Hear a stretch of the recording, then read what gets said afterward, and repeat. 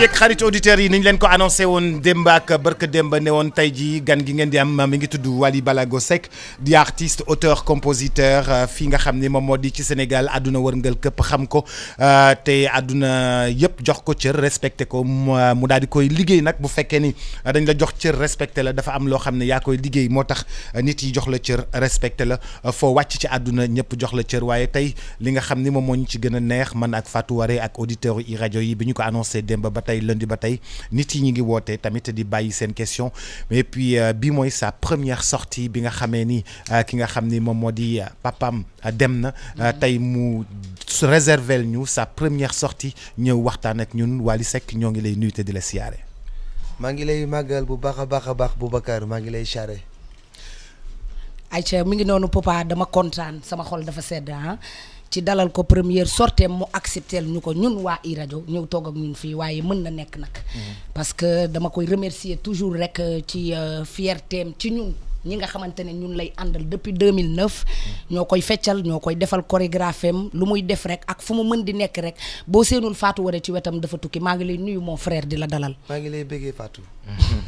alors Wally di gannaaw ba ñu la nuyoo dañoo gis ni.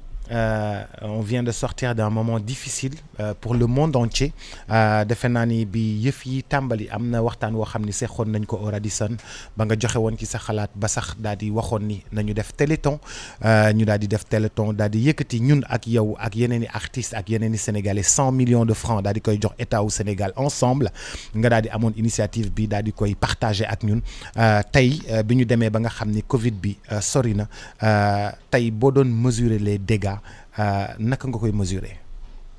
waaw Boubacar maa ngi lay nuyu bu baax a baax di nuyu ñëpp ñuy déglu à travers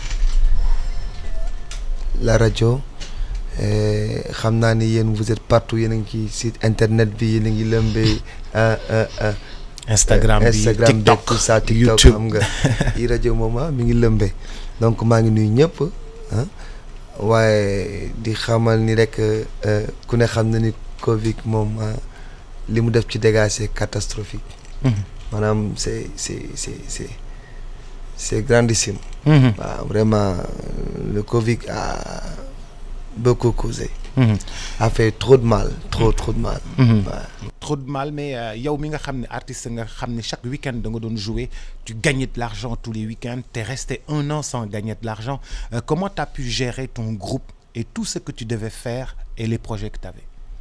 waaw def na bientôt 2 ans sax léegi xanaa mi ngi bëgg yàgg nag avant ñuy stand by léegi mu def 2 ans je pense que yàlla dafa dogal ni natt bi mu dalee suñu kaw mën naa wax ni sax ñun woykat yi ñoo ko gën a yëg parce que jaaykat yaa ngi jaay ñi liggéey ñu ngi xëy ji liggéey mais ñun woykat yi moom ñoo ko gën a yëg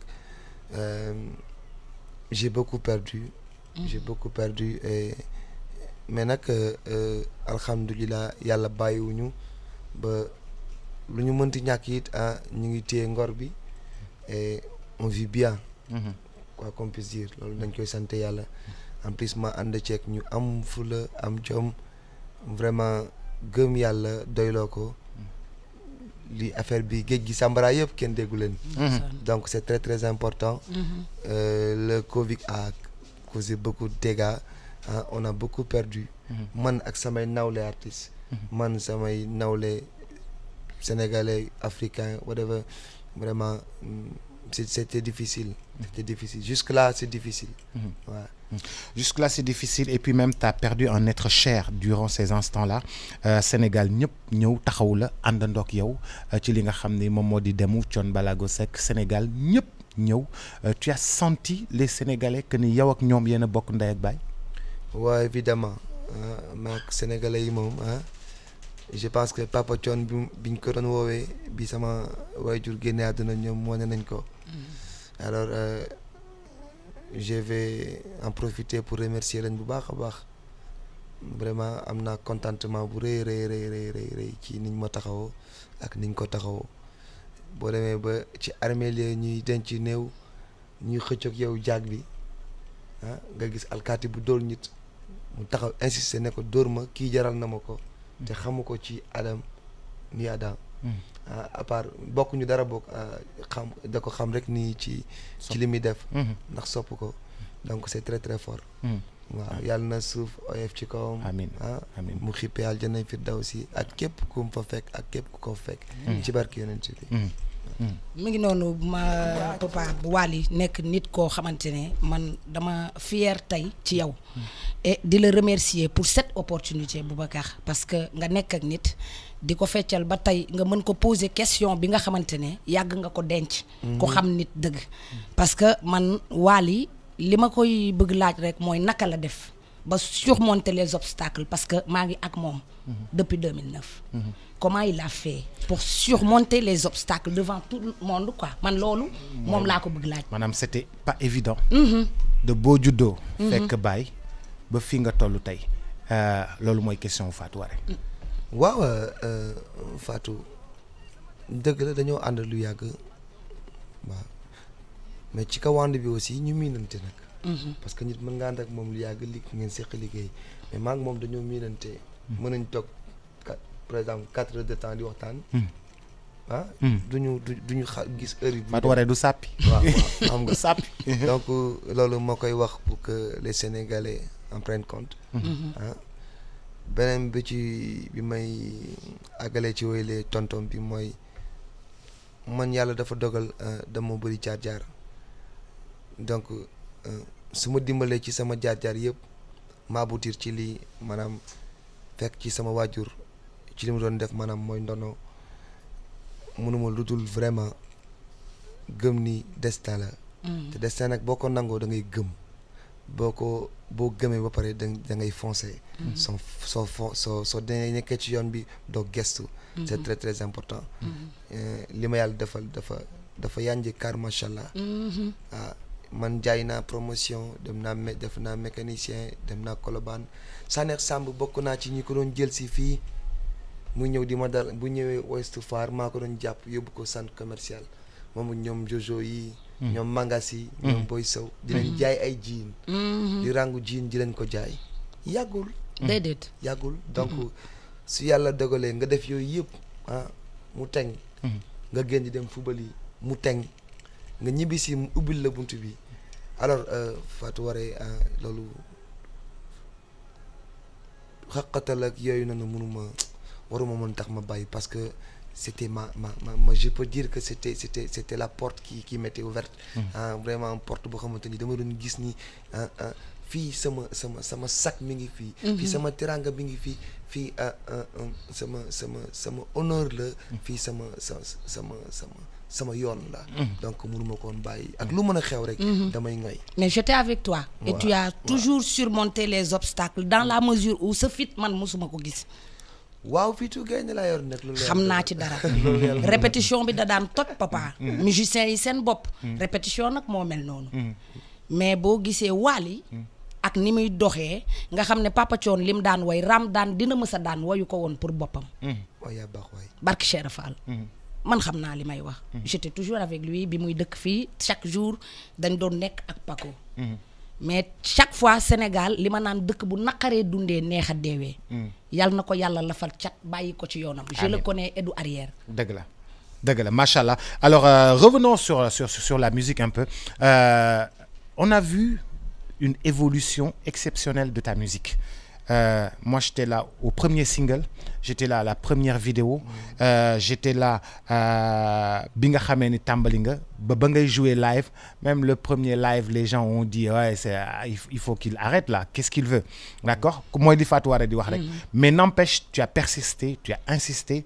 Aujourd'hui ta musique est devenue presque pure.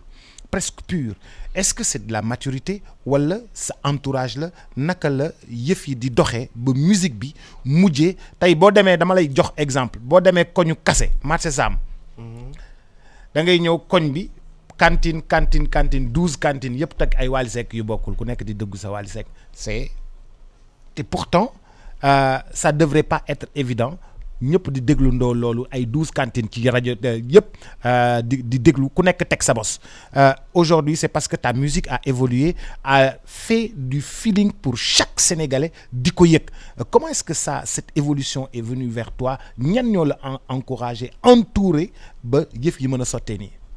waaw Boubacar j'ai su maintenir le cap. maanaam sama bi may liggéey dama ko doon def step by step. waaw ni nga ko waxee fekkee nga bi may génne single bi sama single génne naa ko am ñaari morceau joué naa ko pendant 2 ans. di ko joué première partie tàyyiwuma ci pendant 2 ans ci ñaari morceau yi laa yam. teg ci di doomu waykat. man j'en suis persuadé que su ma mën woon way suma papa du ma bàyyi ma way parce qu'il est compliqué bëggul ko ko jam bëggul ko ko yàpp. su ma ci am woon toute une notion au commencement du ma bàyyi ma def ko parce que am naa frère te wayul. am na ay frères yu wayul. en plus dama dem benn instant je suis devenu un mélomane. bëgg musique trop di ko gëstu di jël suma alal di ko ci def lu ma ci am comme revenu maa ngi koy delloo ci musique donc à un moment donné damay gëstu damay j'écoute du tout et liggéey bi moom dafa dispersé musique moom su fekkee yaatal nga rek à tout moment mën nga dal ci jackpot. jackpot nag moo jafe ok léegi boo dalee ci jackpot bi li am solo mooy nga téye nga gérer ko tàcc yi xam nga clap moom nga am benn clap taj mais taj bu wéy à un niveau à un rythme bien déterminé loolu moo jafe te yàlla dimbali na ma ci mbaaxam ak kattanam bi gars yi tàmbalee tàcc ba léegi ñu ngi tàccu waaw donc nag loolu je pense que diversité bi moo ko def mën a déglu Boubacar mu wax la ñuy sentiruma lii nga mën ko bàyyi. En plus j'ai essayé d'amener des gens à l'étranger ku ci mel ni Cheikh Niane Seba ñuy créer maa ngi tukki around the world pour jéem a parfaire suma musique.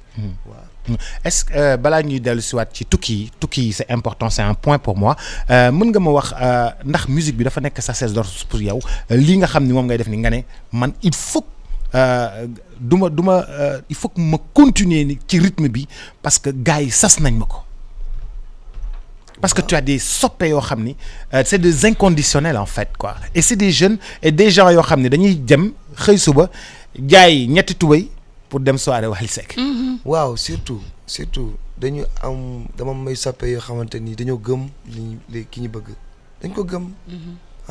ak lu mën a xew Wally la ñu bëgg ak ku mën a ñëw Wally la ñu bëgg alhamdulilah mais Boubacar xam nga musique dafa yéeme su ma delloo tuuti ci ginnaaw ci samay nopp sama ñoom papa dañ fi fekk ay ndaanaan. fekk fi ay ndaanaan woykat ñoom El Hadj Ndiaga Mbaye tout ça. mais ku ci mel ni Thione Ballago Seck ku ci mel ni Youssou Ndour ku ci mel ni Ismaël Lô Omar Pène ku ci nekk démarqué nga wut sa yoon alors musique di dox ba léegi world music bi teg tànk. alors il fallait que Wally Seck indi touche personnelle ñu ne rek le talent seul le talent ne suffit pas. c'est très très important. J'ai su apporter beaucoup de choses. Le style ça parle la façon de fonctionner à travers la population. gis benn ñaaxarañ loo mu créer mu am benn caaj am lu mu doxee nga apprécier ko ànd ceeg moom. C'est très très important. et en même temps mag ñu njëkk ñi bu ñu daan woy doo leen daan gis bëccëg guddi lañ daan génn dox seen soxla. sutura léegi àdduna demeetul noonu da ngay génn ñu snap la da ngay génn war a doxi soxla vidéo ku la njëkk gis li mu njëkk taal mooy portable am donc rareté mënatul am. alors c'est un problème. C'est un problème majeur. et ça devrait être géré voilà loolu dañ ko war a gérer. ok dañ ko war a gérer. donc man li ma mën a tënk daal mooy am na nangu ndogalu suñu borom. bu nekk ci yëf yi. waaw macha allah. waaw bu yàlla ne waaw rek. waaw la ca maam sët a koy jël jinne ya la nu nangu ca maamam jébbal ko faramareen bu mag bi nanu ko ñaanal bu baax a baax a baax a baax ndax papa man gis naa ni muy doxee sax ci bu ñu répété ba pare. xam nga man nag j'aime mon boulot.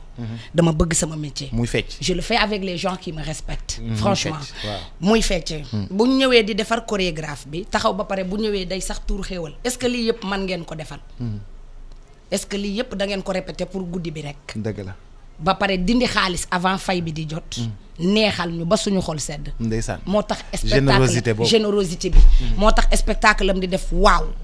parce que fii ak ñi ngay nekkal yaa ngi féexal seen xol. sa xol a ngi féex.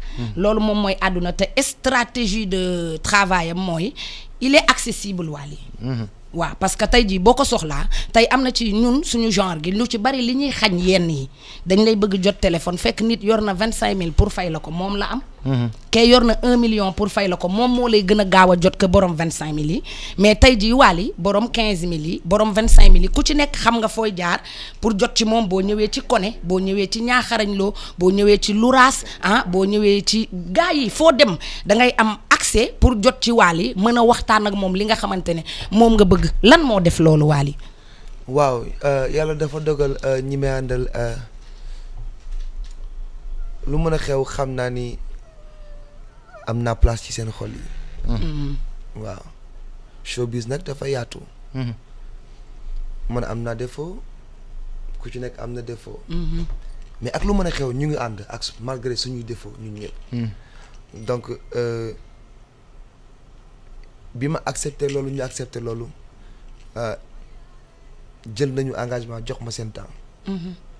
muy bëccëg di guddi ku ma ci soxla di ma wuy si defal ma li ma bëgg ñoom it bu ñu ma soxlaa je ferai de mon mieux maa ngi essayer di def de mon mieux pour satisfaire leen donc ñoom ñëpp c'est des Wally qui marchent. c'est des Wally ambulants. donc c'est devenu une famille staff bi barewuñu li ngay dégg staff Wally barewuñu mais entourage bi. àndandoo bi bunt yi ñoo bare. ku ci ne mën nga jaar. waaw man j'ai pas peur à ce que un njëgu soxla ma jaar ci Louraas. c'est pas un manager mais point bu accessible la bu mu gaaw rek. ok Louraas ne ko ok jëng ko ma ne ko ok boole kook Ndiaga c'est simple boole kook Aziz boole kook Koné c'est trop simple. mais xam nga léegi àdduna dafa toll foo xamante li ma doon wax rek. boo jàppee ni yow da ngay tëju pour nekk star yaa ngi nax sa bopp. parce que star yàlla moo koy def. jamono yooyu c'est résolu jamono ñoom Papa Youssou Ndour tout ça là c'est résolu. maintenant il faut prendre le temps lijjanti Boubacar li muy def lu mu doon. parce que Boubacar am na fu la boo ko lijjantiwul du la lijjanti. c'est vrai. boo ko yëgul yëgul la. parce que defuloo li muy ñaqee di ko terelee njabootam joxuloo ko. munoo ko jox yaakaaru ko ci yow. donc vraiment il faut aussi que ñun tam ñu bàyyi ci xel je parle de tous les artistes. ñun ñëpp sama bopp lay commencer il faut ñu s'affronter nit ñi c'est très très important. C'est ce qui fait ta force d'ailleurs et puis c'est ce qui fait la force de Wally Ballago Seck et le Ramdan qui prépare un grand spectacle ce samedi et puis ce samedi sur l'esplanade du Grand Théâtre mais c'est pas la première fois que Wally Seck va sur l'esplanade du Grand Théâtre. L'esplanade du Grand Théâtre ça avait démarré par des soirées anniversaires à l'intérieur de la salle El Hadji Doudou Ndiaye Coumba Rose mais ça ne peut plus contenir le monde nit yi xajatuñ fa nga jël ko génnee ko si biti def nañ ko benn yoon mu daal di am réussite bu mag bi yoon tamit ñu war ci ñëwaat encore foofu nga xam ni moom moo di ci esplanade bi c'est quoi la nature de ce spectacle là où tu dépenses plus de 50 millions ou 70 millions ou 80 millions nga xam ne da nga koy dépenser ci ay tribunes da nga koy dépenser ci scène da nga koy dépenser ci éclairage da nga koy dépenser ci écran lan moo tax nga bëgg a def lu grandiose noonu. waaw xam nga bés du tuuti dafay nuru borom. bés du tuuti day nuru borom. dama ko bëgg. ZTM. waaw bés du tuuti dafay nuru borom et Boubacar man sama mbir duma ko cof.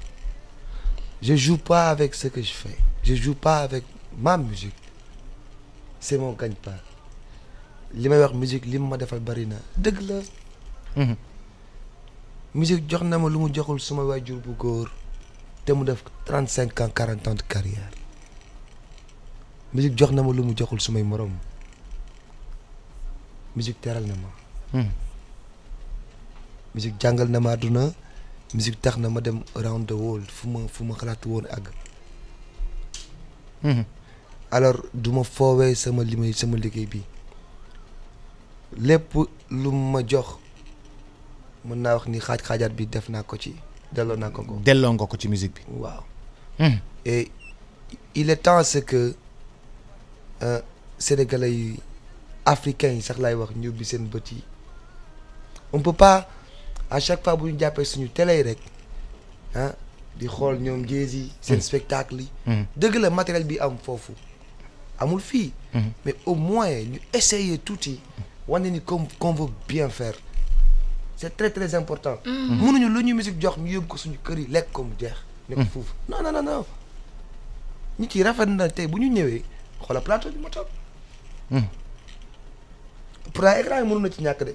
mais def ngeen ko ci parce que xam ngeen ni am na lu muy indi. fexe ngeen ba wuti ay micro Newman yu baax a baax micro yi benn la. la wutale benn numéro ngeen wut ay Newman yu baax parce que li ngeen la qualité c'est très très important. nit yi mënuñu ji la jox qualité ji leen jox sa xaalis te doon jox qualité donc loolu lay waral damay sonn événement yi bu desee ñaari fan damay fekk ma xoot. bañu ma ci dara. bu ma ci am dara. mais bu ñu ñëwee nañu xam ni kii def li du sauce haricot. sama papa jaa doon wax loolu. sama xarit loolu am na solo. kan nga mës a gis mu fawee logistique bi Wally Seck ji teg fii Sénégal. kan nañ ma wax kan. kon kenn du ko cof. déedéet kenn du ko cof. ba pare papa. doguma la foofu mais bërki démb dañu nekk tournage clip bu Fatou Guewel. xale yi bi 18h jotee xaw nañ ma dóor ne ma Eumeudi dañuy dóor pour répétition yi. sa diggante tuuti rek ak Eumeudi Badiane parce que way yi bari na ñu bari man question boobu du sama question internet yi ñoo ko laajte. lan moo tax Wally buy way Eumeudi daf koy way ak xol Badiane Sakura Wally des fois dañ may dégg toujours bu may def interview sax du ma bëgg tudd Wally parce que ku tekki bari njariñ bari ay mbokk. du ma ko bëgg tudd parce que mën nga wax nit ñi duñu xam dëgg-dëgg. mais on se connaît. tey la safee. dama naan Eumeudi rek parce que am na loo xamante ne mi ngi koy daj ci ñun pour ñu jàpp chorégraphe boobu te am na ay loo xamante ne benn opening danse yàlla ak barke moo tax man ma mën ko ba moo ma yóbbu international. makka rek laa wàccagul ndax sama métier. sa digganteeg Eumeudi tuuti rek. waaw Eumeudi nit la boo xamante ni daf ma gëm ci sama départ sama début et puis mu nekk un homme boo xamante ni il est entier. Eumeudi amul benn problème. bëri na xadar. mais ni nga ko gisee moo gën a gaaw a jooy Sénégal. billaahi bëggul ko mere bëgg na parfaire. te dafa bëgg li muy def ba jaral na ko xeex. dafa bëgg musique. mais 10 000 la ñu doon jox Wally timis. waaw ne jël leen Njaga Njaay. waaw laay fam yu njëkk yëpp maag Géwél Mbaay ñi ngi da ko bëgg trop. waaw yàlla jël leen Njaga Njaay ngeen ñëw. fii xëy na kon fii la nouvelle bi di feeñee. Eumeudi Badiane nekkatul seul danseur dama ko décalé. dafa bokk ci sama staff. ok Eumeudi Badiane léegi ci staff bi la bokk. dafa bokk ci sama staff. parce que lépp li ngay gis grand théâtre bi ma dalee def sama événement chorégraphie yëpp lépp de A à Z moo koy monter moom ak équipe bam ñoom Fatou war a di si ñooy def lépp spectacle bi open duggin bi génn bi lépp.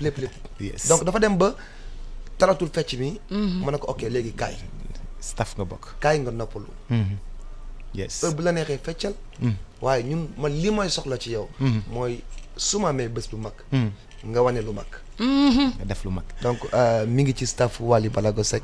donc ñu décalé ko tuuti pour mu def honneur. xam nga kañ la ñëw ci Thione Seck.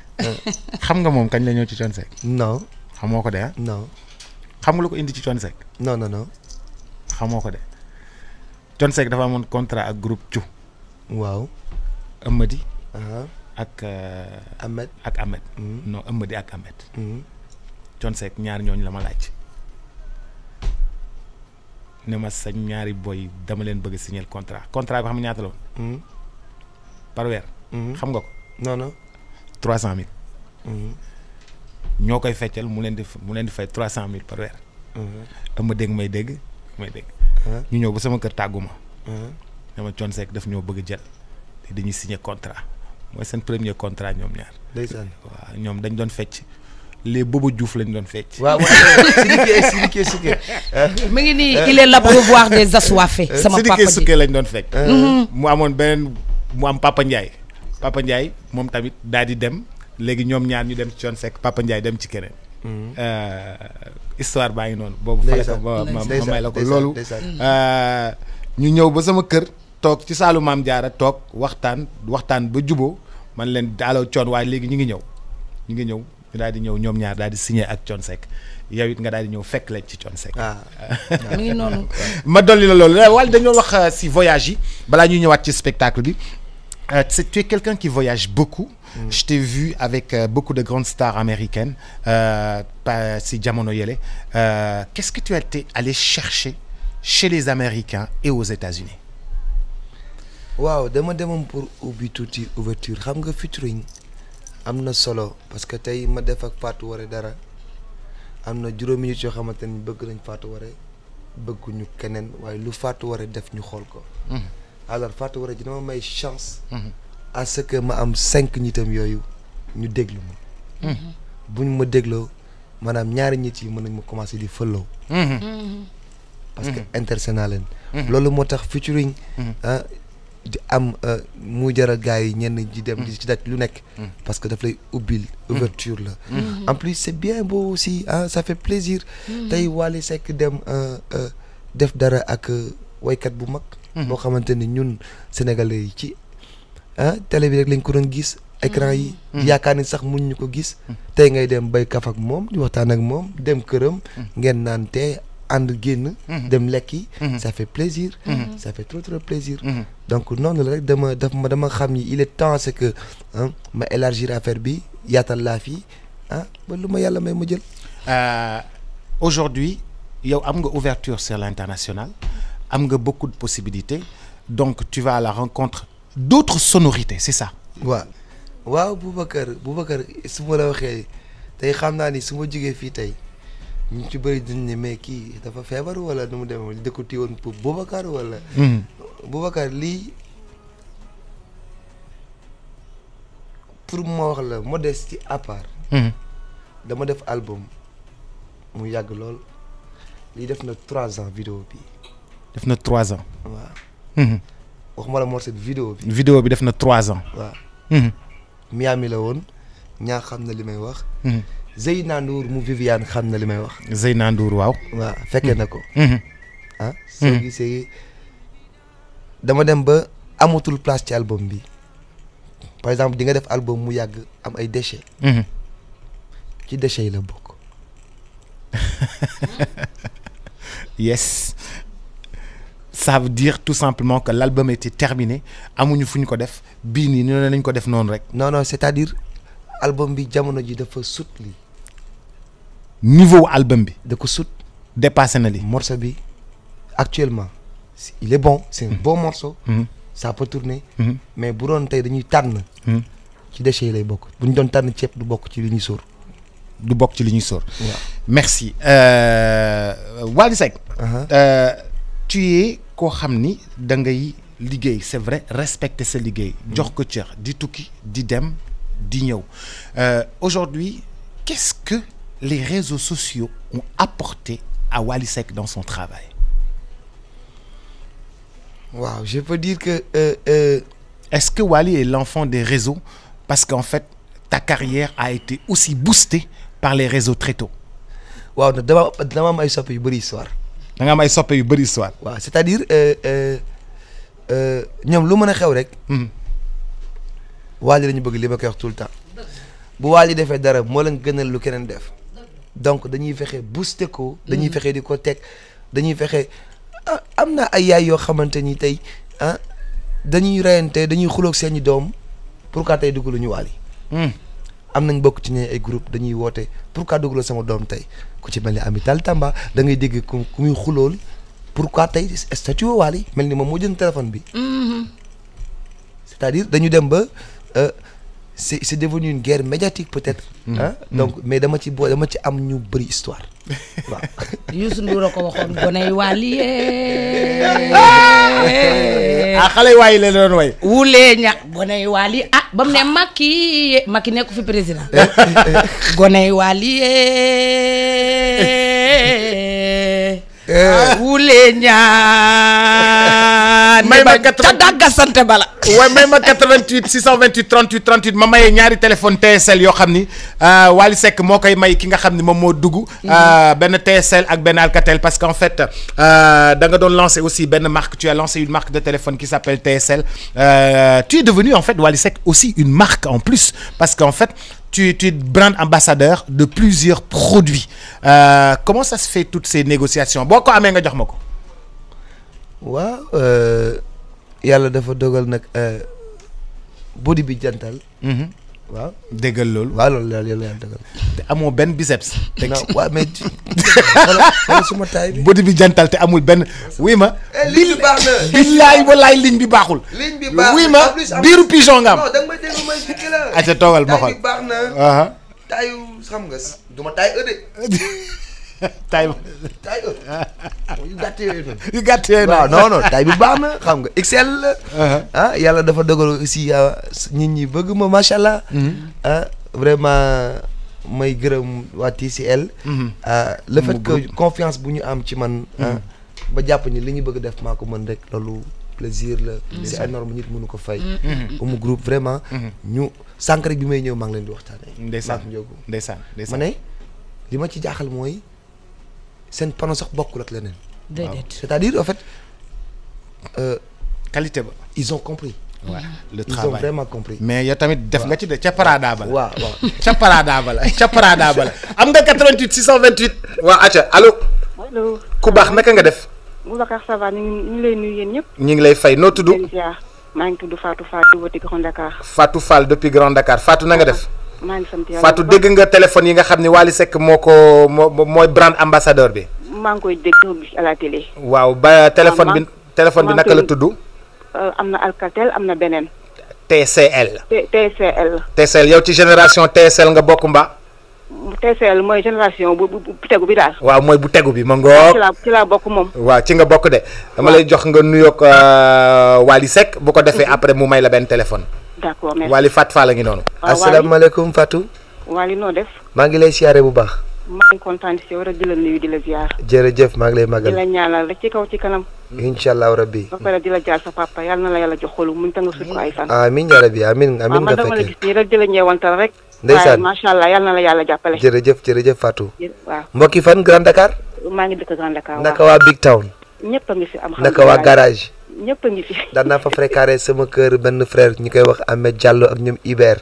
ah d'accord. waaw Grand Dakar moom yàgg naa fa ko ñu ko kaay tout ça et puis suñu xarit Bator Ousmane Camara foofu la dëkk.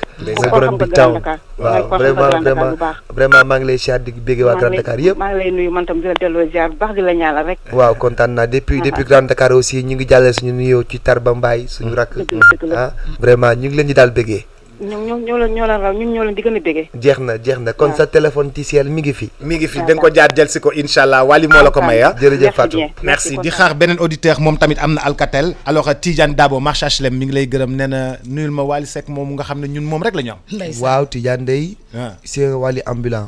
c'est un Wally Seck ambulant. waaw moom waaw gis nga li ma doon wax ci ñi bëgg Wally. dëgg la mën naa xeex ci Wally léegi. Tidiane boo waxee ci Wally léegi mën naa xeex ak yow. te ni ma wax la benn affaire.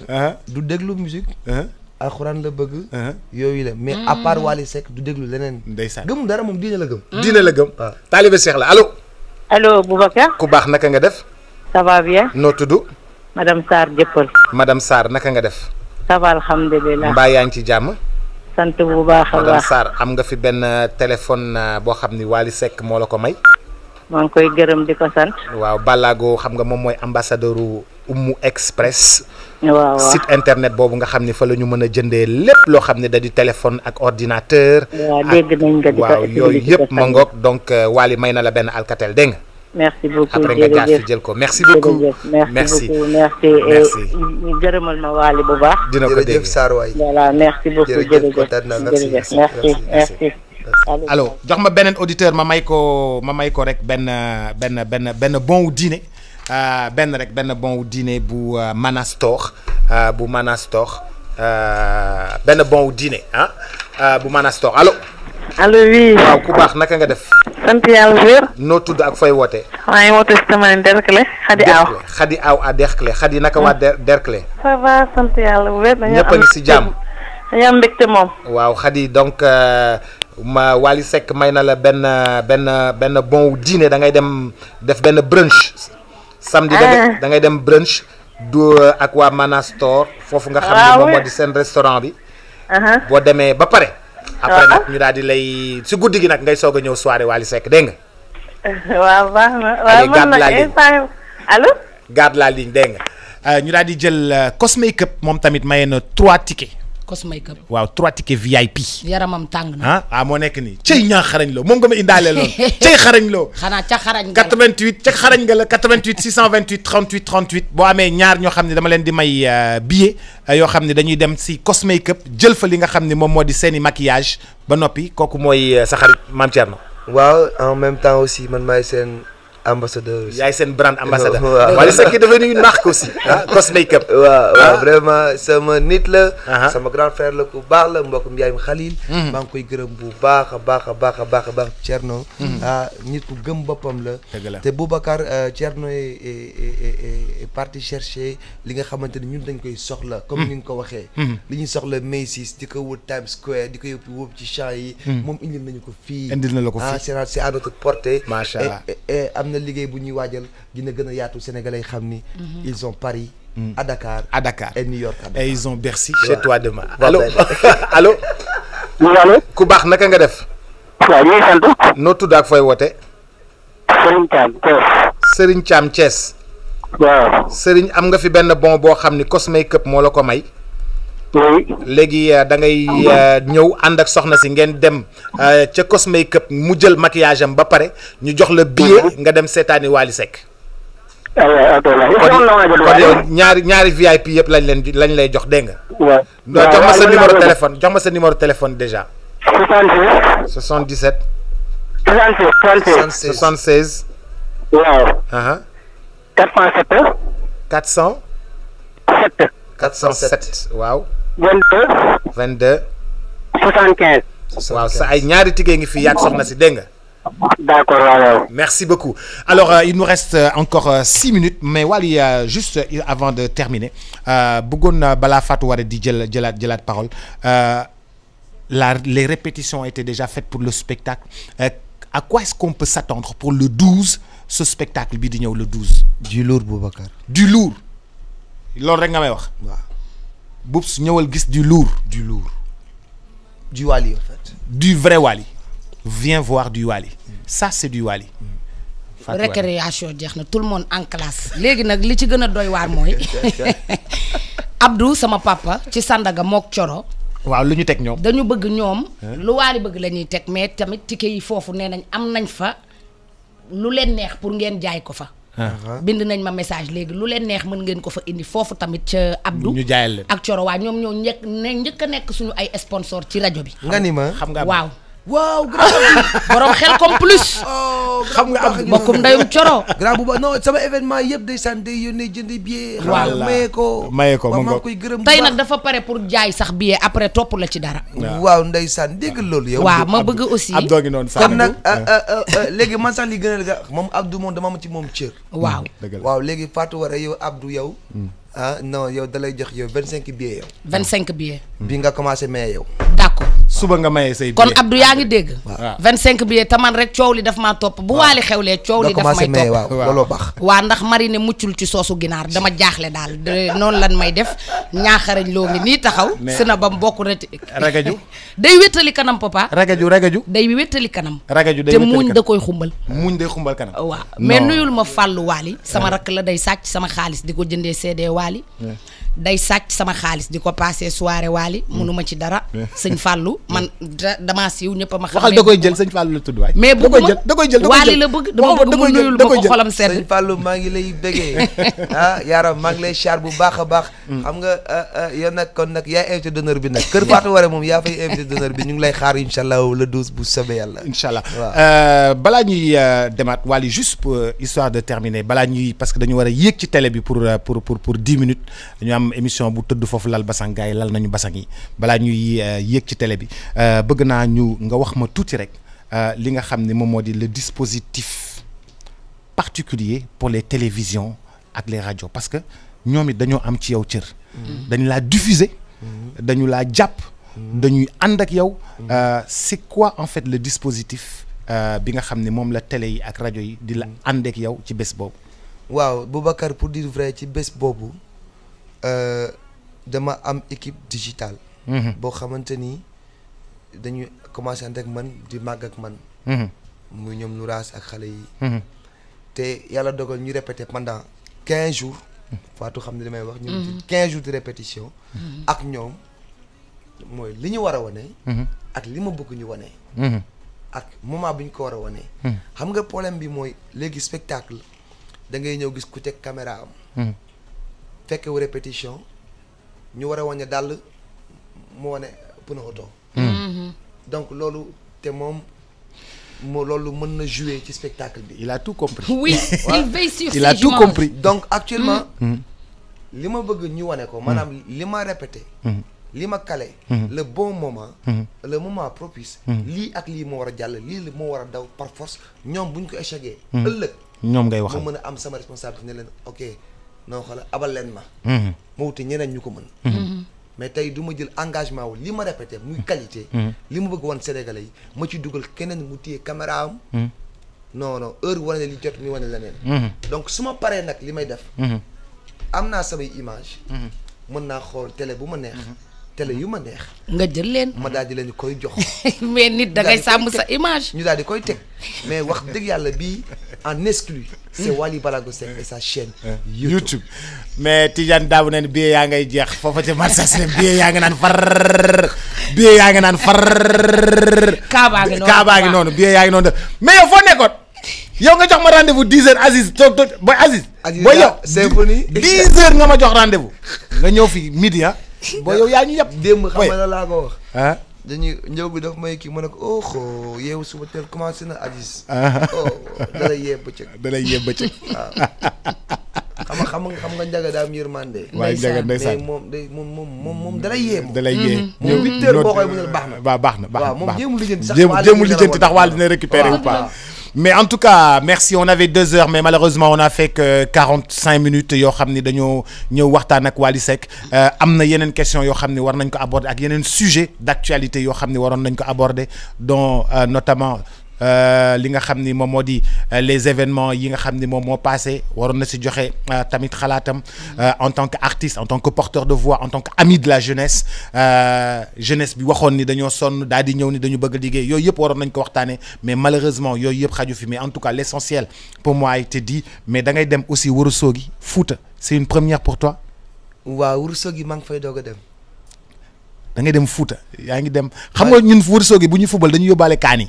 ah pour lan. bu ñu fubal nii. kaani pour ku ma duut damay duut kaani pëndax nga tisewali dootoo gis. mais ñun bu ñuy xanaa xawoon bu ñuy fubal dañu yor jaasi ñun ñooy Ourossogui. waaw kon léegi concert mbaa doo may jaasi. non doo am ay jaasi gendarmerie jël na kii yëpp. ah day bañ waa ma ne kii ma ne amul waay. dañuy dem Ourossogui. ba pare da ngay dem Casamance aussi.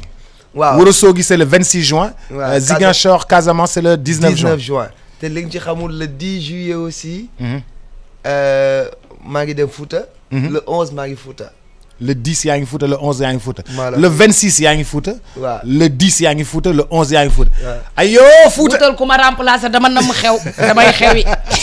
Balago merci beaucoup. merci beaucoup Boubacar. On a rendez-vous avec toi ñu dem ITV rapidement. ñu daal di dem dugg ci direct bi rapidement et puis gars yi mën ngeen ko xaar aussi ci fi nga xam ni moom moo di ITV di gërëm ñu nekkoon ci Instagram bi yëpp di gërëm Louras di gërëm Ñoo Xarañ Lo di gërëm sama gars yi ci page yi TikTok bi ak fi nga xam ni moom moo di ñoom moo ci li nga xam ni moom moo di Instagram bi thank you rendez-vous incha allah dinaa ñëw defal la spectacle bu mag. incha allah Boubacar yow lu mu mës a def ñëw nga ci. dañ la war a li ngay ñëw sax dafa safe. li ngay ñëw dafa safe lool. damay may sénégalais yi loo xamante ni peut-être que dina leen jaaxal nit dafa ñëw ñi Papa Thione dama bëgg nga jox ma Wally ma manager ko mu laaj ko 32 millions comme caution. caution 32 millions. waaw. xam nga ko. xam naa ko.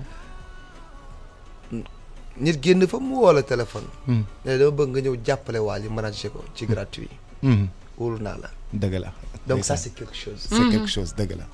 dëgg la. lu bëri nag su ko nit waxee ci nit moo ko catu. mais yow dañuy gisee fu kenn dul nekk. dëgg la.